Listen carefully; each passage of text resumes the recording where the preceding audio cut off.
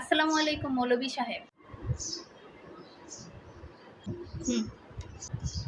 ওয়ালাইকুম আসসালাম ওয়া রাহমাতুল্লাহি ওয়া বারাকাতুহু ওয়া গায়রাতু ওয়া মাগফিরাতু।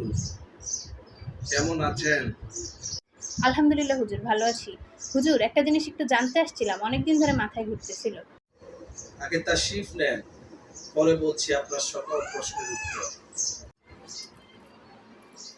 হুম। কি জানতে চান বলেন? হুজুর, জান্নাতে কে যাবে? শুধু মুসলমানরা জান্নাতে যাবে।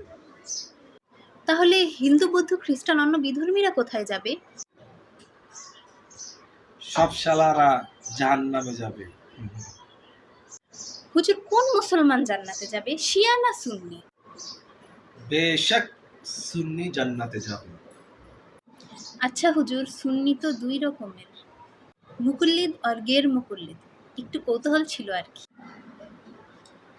অবশ্যই মুকল্লিদ জান্নাতে যাবে। না মানে মুকুল্লিদের তো 4 ভাগ, ওদের মধ্যে কে জান্নাতে যাবে, যদি একটু বলতেন। কি রে ভাই, এত কিছু জানলো কেমনে? আমিও তো এত কিছু জানি না। এই মিলে চলতে থাকলে তো খাওন সব বন্ধ হয়ে যাবে, বেশি দিন খাইতে পারবো না। হানাফিরা জান্নাতে যাবে। আর কিছু? না মানে আর কি হুজুর, হানাফির তো 2 ভাগ, দেওবন্দি আর বেরলবি। তাদের মধ্যে কে যাবে জান্নাতে? না রে ভাই, দিন দিন মানুষ বহু চালাক হয়ে যাইতেছে, আর এই মিলে খাওন যাইব না।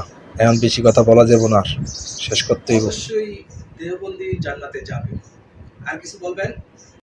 না হুজুর, মানে হচ্ছে ওই আরেকটু ছিল, সেটা হচ্ছে দেওবন্দির তো 2 ভাগ, হায়াতি আর মমাতি। তাদের মধ্যে কে যাবে, যদি একটু খুলে বলতেন একটু সুবিধা। এই তাকা রে, তাকা। আমাদের রব একজন, আমাদের নবী একজন, আমাদের কোরআন একটা, আমাদের ধর্ম একটা। আর সেই ধর্ম নিয়ে আমরা প্রতিনিয়ত বাড়াবাড়ি করি। যেখানে আল্লাহ রাসূল বলে গেছেন, আলেম ওলামা আমার উত্তরসূরি। আর আলেম ওলামাদেরকে নিয়ে আমাদের বেশি বাড়াবাড়ি করা যাবে না। কারণ তাদেরকে নিয়ে যদি আমরা বাড়াবাড়ি করি তাহলে রাসূলের শানের উপর খারাপ হবে। তো আলেম ওলামাদেরকে সম্মানের সর্বোচ্চ স্থানে আমরা রাখি।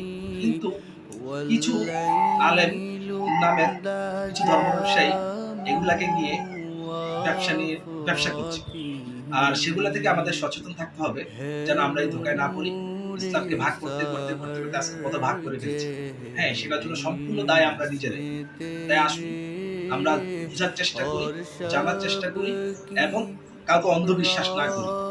ইনশাআল্লাহ আমাদের সবারকে আল্লাহ তৌফিক দান করুন বুঝা এবং